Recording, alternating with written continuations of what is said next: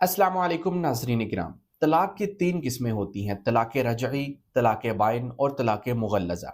तलाक रजई वो होती है कि जिसके बाद इंसान रुजू कर सकता है, यानी उसकी बीवी बगैर कोई नया निकाह किए उसके निकाह में वापस आ जाती है।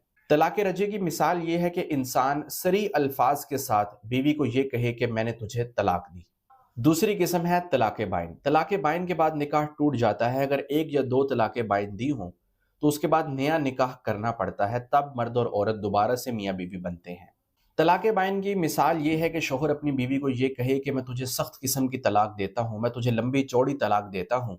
या इसी तरह अगर एक तलाक रजई दी और उसके बाद रुजू नहीं किया इद्दत के अंदर, तो वो भी तलाक बाइन बन जाती है, यानी जिसके बाद निकाह ख़त्म हो जाता है।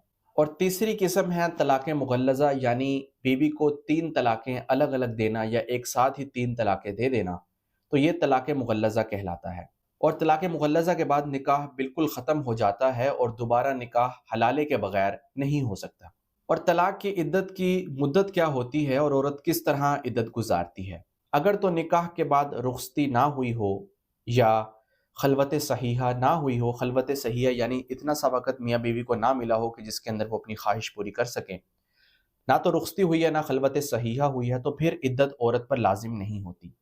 लेकिन अगर औरत की रुख़्सती हुई भी है या उनके अंदर खलवत सहीहा पाई गई है, तो फिर औरत 3 माहवारियाँ यानी 3 हैज़ गुजारती है, ये उसकी इद्दत होती है।